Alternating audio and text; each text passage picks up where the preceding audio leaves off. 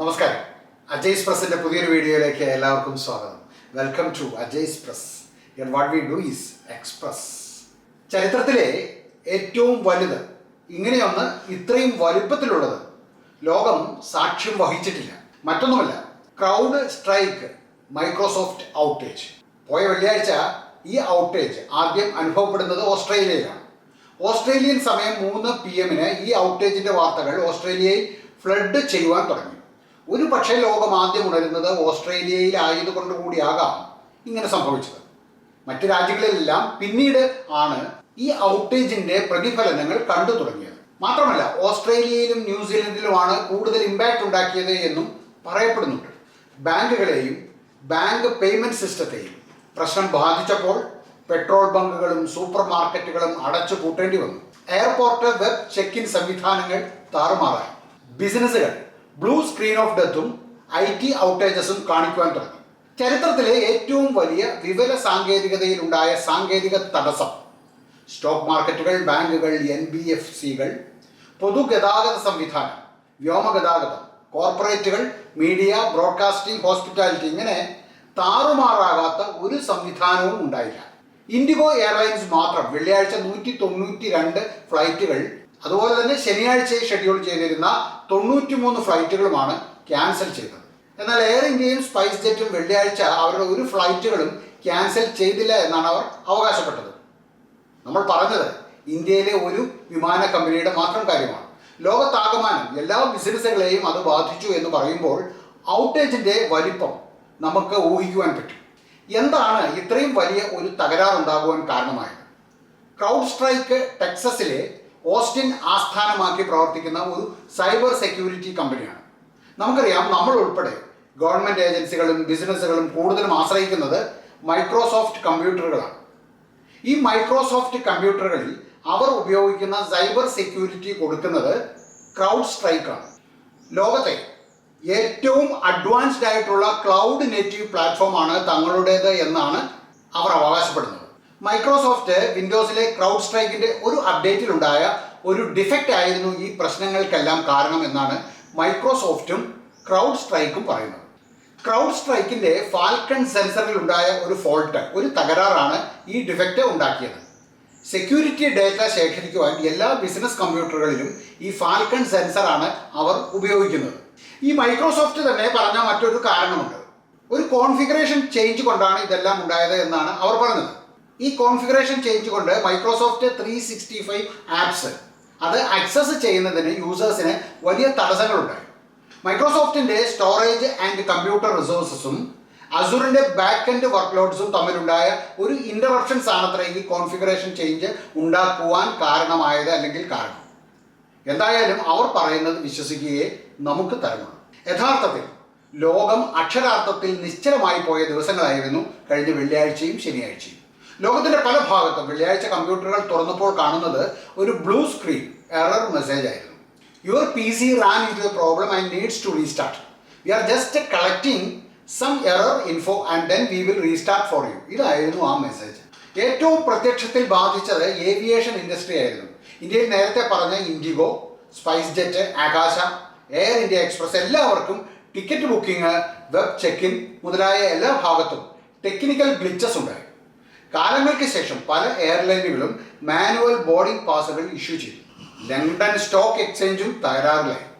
നമുക്ക് ഈ കമ്പനികൾ പറയുന്നത് വിശ്വസിക്കുകയേ തരമുള്ളൂ. ഞാൻ നേരത്തെ പറഞ്ഞു, ക്രൗഡ് സ്ട്രൈക്ക് പോലൊരു സെക്യൂരിറ്റി കമ്പനിയിൽ ഡേറ്റ ബ്രീച്ച് ഉണ്ടായോ? മൈക്രോസോഫ്റ്റ് ഉപയോഗിക്കുന്നവർക്ക് അതെന്തെങ്കിലും പ്രശ്നങ്ങൾ ഉണ്ടാക്കുമോ? അതോ എല്ലാവരും ആദ്യം കരുതിയതുപോലെ അതൊരു വൈറസ് അറ്റാക്ക് ആയിരുന്നു? സാധാരണ ജനത്തിന് സംശയങ്ങൾ ഇപ്പോഴും ബാക്കിയാണ്. കൃത്യമായ വിവരങ്ങൾ നമുക്ക് അറിയില്ല. പക്ഷേ ചരിത്രത്തിലെ ഏറ്റവും വലിയ ഔട്ടേജ് ഉണ്ടാക്കിയ കുറേ അധികം ചോദ്യങ്ങളുണ്ട്. നമ്മുടെ ഡിജിറ്റൽ ഇൻഫ്രാസ്ട്രക്ചറുകളുടെ പ്രതിരോധ ശേഷി, അതേപോലെ ഗ്ലോബൽ പ്രൊഡക്ടിവിറ്റി, ഗ്ലോബൽ കണക്ടിവിറ്റി, ഇവയിലെല്ലാം ഉണ്ടാക്കാവുന്ന അല്ലെങ്കിൽ അതുണ്ടാക്കുന്ന ഇമ്പാക്റ്റ്, ഇതിനെയെല്ലാം നമ്മൾ വേണ്ട വിധത്തിൽ, അതായത് ലോകം വേണ്ട വിധത്തിൽ അഡ്രസ്സ് ചെയ്തിട്ടുണ്ടോ? സംശയമുണ്ട്. സുപ്രധാനമായ ചില ചോദ്യങ്ങൾ ഈ വിഷയം നമുക്ക് മുൻപിൽ വയ്ക്കുന്നുമുണ്ട്. ഒന്ന്, നമ്മുടെ ഡിജിറ്റൽ എക്കോസിസ്റ്റത്തിൽ ഉണ്ടാകുന്ന ഒരു സിംഗിൾ പോയിന്റ് ഓഫ് ഫെയിലിയർ, അതിനോട് നമുക്ക് എത്രമാത്രം ആശ്രയത്വമുണ്ട്? മാത്രമല്ല, ഇങ്ങനെ ഉണ്ടാകുന്ന ഗ്ലോബൽ ഔട്ടേജുകളെ നേരിടുവാൻ ഉതകുന്ന വിധത്തിലുള്ള നമ്മുടെ ക്രിട്ടിക്കൽ സർവീസുകളെ ഡീസെൻട്രലൈസ് ചെയ്യുവാൻ അഥവാ വികേന്ദ്രീകൃതമാക്കുവാൻ നമുക്ക് എന്ത് ചെയ്യുവാൻ കഴിയും? രണ്ടാമത്തെ കാര്യം, ഇപ്പോഴാണ് നമുക്ക് ഈ ടെക് ഭീമന്മാരോടുള്ള നമ്മുടെ ഹെവി റിലയൻസിന്റെ കനത്ത ആശ്രയത്വത്തിന്റെ ആഴവും പരപ്പും മനസ്സിലാകുന്നത്. ലോകത്ത് 70% ഡെസ്ക്ടോപ്പ് കമ്പ്യൂട്ടറുകളും ഓപ്പറേറ്റ് ചെയ്യുന്നത് അല്ലെങ്കിൽ ചെയ്യപ്പെടുന്നത് മൈക്രോസോഫ്റ്റിന്റെ വിൻഡോസ് സോഫ്റ്റ്വെയറിലാണ്. വിൻഡോസ് ക്രാഷ് ആകുകയോ ഫെയിൽ ആകുകയോ ചെയ്താൽ അത് കോടിക്കണക്കിന് യൂസേഴ്സിനെ ആയിരിക്കും ബാധിക്കുക. മൂന്നാമത്തെ കാര്യം, വലിയ തോതിലുള്ള ഇത്തരം ഡിസ്റപ്ഷൻസിന് കാരണമായേക്കാവുന്ന നമ്മുടെ ഇന്നത്തെ ടെക്നോളജി സിസ്റ്റത്തിലുള്ള ദൗർബല്യങ്ങൾ അതെന്തൊക്കെയാണ്? മാത്രമല്ല, എങ്ങനെ നമുക്ക് സൈബർ സെക്യൂരിറ്റി കൂടുതൽ കാര്യക്ഷമവും ശക്തവുമാക്കി ഭാവിയിൽ ഇത്തരം ഔട്ടേജസിനെ പ്രതിരോധിക്കാം എന്നൊരു കാര്യം കൂടിയുണ്ട്. നാലാമത്തെ കാര്യം, ഇത്തരം ഔട്ടേജുകൾ ബിസിനസ്സുകൾ, സ്ഥാപനങ്ങൾ, വ്യക്തികൾ ഇവരിലൊക്കെ ഉണ്ടാക്കുന്ന സാമ്പത്തിക ആഘാതങ്ങൾ അത് എത്രമാത്രം വലുതാണ്? ഭാവിയിൽ ഇങ്ങനെയുള്ള സ്ഥാപനങ്ങൾക്ക് എങ്ങനെയാണ് ഇതിനെതിരെ പ്രിപ്പയർഡ് ആയിട്ടിരിക്കുവാനും മുൻകരുതലുകൾ എടുക്കുവാനും കഴിയുക? അതുപോലെ തന്നെ ഇങ്ങനെയുള്ള ഔട്ടേജസിൽ നിന്നും നമുക്ക് എങ്ങനെ റിക്കവർ ചെയ്യാം? ഇതെല്ലാം ആഴത്തിൽ പഠിക്കേണ്ടതുണ്ട്. അഞ്ചാമത്തെ കാര്യം, ഇതുപോലെയുള്ള ക്രിട്ടിക്കൽ ആയിട്ടുള്ള ഡിജിറ്റൽ ഇൻഫ്രാസ്ട്രക്ചറുകൾക്ക് പ്രതിരോധം ഉറപ്പുവരുത്തുന്നതിന് റിഡൻഡൻസിയും അതുപോലെ തന്നെ ബാക്കപ്പ് സിസ്റ്റംസും ആവശ്യമുണ്ട്. അതുകൊണ്ടായിരിക്കാം എമർജൻസി സർവീസുകൾ, ഹോസ്പിറ്റലുകൾ, ഗവൺമെൻറ് ഡിപ്പാർട്ട്മെൻറ്റുകൾ എല്ലാം വലിയ കുഴപ്പമില്ലാതെ പ്രവർത്തിച്ചതും ചില സിസ്റ്റം മാത്രം താറുമാറായതും. ആറാമത്തെ കാര്യം, എങ്ങനെയാണ് ഗവൺമെൻറ് ഏജൻസികൾക്കും റെഗുലേറ്ററി ബോഡികൾക്കും ഇങ്ങനെയുള്ള ടെക് ഭീമന്മാരുമായി യോജിച്ച് നിന്നുകൊണ്ട് പുതിയ പ്രോട്ടോക്കോളുകൾ ഉണ്ടാക്കുവാനും ഇങ്ങനെ ഉണ്ടാകാൻ ഇടയുള്ള ഔട്ടേജസ് കൊണ്ടുണ്ടാകുന്ന നഷ്ടങ്ങൾ പ്രത്യേകിച്ച് എസെൻഷ്യൽ സർവീസുകളിൽ അത് എങ്ങനെ കുറയ്ക്കാമെന്ന് ആലോചിക്കുവാനും കഴിയണം. ഇത്തരത്തിൽ ഭാവിയിൽ ഉണ്ടാകാൻ ഇടയുള്ള ഡിസ്റപ്ഷൻസിനെ നമുക്ക് എങ്ങനെ തരണം ചെയ്യുവാൻ കഴിയും? നമ്മൾ കൂടുതൽ ജാഗരൂകരാകുകയും അതുപോലെ ഉചിതമായ തയ്യാറെടുപ്പുകൾ നടത്തിയാൽ മാത്രമേ നമുക്കതിന് സാധിക്കൂ എന്ന് വേണം കരുതുവാൻ. ഇൻഫ്രാസ്ട്രക്ചർ ഡൈവേഴ്സിഫൈ ചെയ്യുക. സർവീസുകൾ ഒന്നിലധികം പ്രൊവൈഡേഴ്സിലേക്കും ഒന്നിലധികം റീജിയനുകളിലേക്കും ഒന്നിലധികം ഓർഗനൈസേഷനുകളിലേക്കുമാക്കി നമ്മൾ ഡൈവേഴ്സിഫൈ ചെയ്താൽ ഒരു സിംഗിൾ ഔട്ടേജ് എന്ന റിസ്കിനെ നമുക്ക് കുറയ്ക്കുവാൻ കഴിയും. മറ്റൊരു കാര്യം, റിഡൻഡൻസി ഇംപ്രൂവ് ചെയ്യുക എന്നതാണ്. സിസ്റ്റത്തിലും നെറ്റ്വർക്കിലും എല്ലാം ആവശ്യത്തിന് റിഡൻഡൻസി ഉണ്ടായാൽ അത് ഉയർത്തിക്കൊണ്ടുവരിക. അത് ഒരു സിസ്റ്റം തകരാറിലായാലും പുതിയൊരു ബദൽ പാത്വേ ഉള്ളതുകൊണ്ട് വലിയ തോതിൽ ഉണ്ടാകുന്ന ഔട്ടേജുകളെ അതിലൂടെ നമുക്ക് പ്രതിരോധിക്കുവാൻ കഴിയും. മറ്റൊരു കാര്യം, സൈബർ സെക്യൂരിറ്റി ഉയർത്തുക എന്നതാണ്. സൈബർ സെക്യൂരിറ്റി ശക്തിപ്പെടുത്തുവാനുള്ള എല്ലാ കരുതലുകളും നമ്മൾ എടുക്കേണ്ടതുണ്ട്. കൃത്യമായിട്ടും റെഗുലറായിട്ടും ഇടവേളകളിൽ സൈബർ ഓഡിറ്റ് നടത്തുക. തൊഴിലാളികൾക്ക് കാലാനുസൃതമായ ട്രെയിനിങ് കൊടുത്തിരിക്കണം. അതുപോലെ തന്നെ ഇപ്പോഴും ഉണ്ടായതുപോലെയുള്ള ഔട്ടേജുകളിലേക്ക് നീങ്ങാൻ സാധ്യതയുള്ള സൈബർ അറ്റാക്കുകൾ നേരിടുവാൻ തക്കവണ്ണം റാപ്പിഡ് ഇൻസിഡന്റ് റെസ്പോൺസ് പ്രോട്ടോക്കോളുകൾ എല്ലാ സ്ഥാപനങ്ങളിലും അടിയന്തരമായി നടപ്പാക്കണം.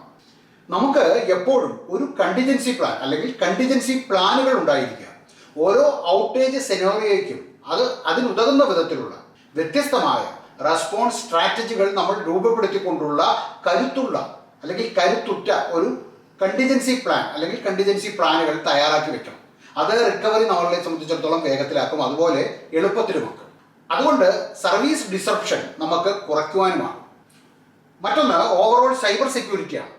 പ്രതിരോധം ഉയർത്തുവാനും ഇപ്പോഴും ഉണ്ടായതുപോലെയുള്ള ഔട്ടേജസിൽ ഒരു ഏകോപിപ്പിച്ചുള്ള റെസ്പോൺസ് ഉണ്ടാക്കുവാനും ഇൻഡസ്ട്രിയിലെ സ്റ്റേക്ക് ഹോൾഡേഴ്സ്, ഗവൺമെൻറ് സ്ഥാപനങ്ങൾ, അതുപോലെ സൈബർ സെക്യൂരിറ്റി വിദഗ്ധർ ഇവരൊക്കെ ചേർന്നുകൊണ്ടുള്ള ഒരു കൂട്ടായ സഹകരണം ഉണ്ടായേ മതിയാകും. എല്ലാ റിസ്കുകളും ഒഴിവാക്കുക എന്നത് അസാധ്യമായ ഒന്നാണ്. എങ്കിലും പ്രോ ആക്റ്റീവായി നമുക്ക് എടുക്കുവാൻ കഴിയുന്ന എല്ലാ നടപടികളും നമുക്ക് എടുക്കേണ്ടതുണ്ട്. ഒപ്പം ഇപ്പോഴുണ്ടായ ഈ സംഭവം അത് നമുക്ക് നൽകുന്ന വലിയൊരു പാഠമുണ്ട്. ആ പാഠത്തിൽ നിന്ന് പാഠം പഠിച്ചുകൊണ്ട് തന്നെ വേണം നമ്മൾ കൂടുതൽ റെസീലിയൻ്റായി ഒരു ഡിജിറ്റൽ ലോകത്തിലേക്ക് കടക്കുവാൻ.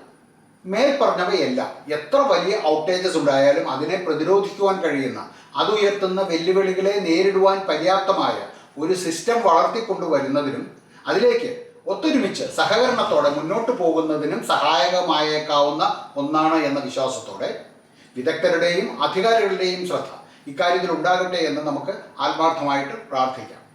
ഈ വീഡിയോ നിങ്ങൾക്ക് ഇഷ്ടമായിട്ടുണ്ടെങ്കിൽ ഇത് എല്ലാവർക്കും ഒന്ന് ഷെയർ ചെയ്യുവാൻ താല്പര്യപ്പെടുന്നു. ഈ ചാനൽ നിങ്ങൾ ആദ്യമായിട്ടാണ് കാണുന്നതെങ്കിൽ ചാനൽ ഒന്ന് സബ്സ്ക്രൈബ് ചെയ്യാൻ കൂടി മറക്കരുത്. എല്ലാവർക്കും നല്ലൊരു ദിവസം ആശംസിക്കുന്നു. നന്ദി, നമസ്കാരം.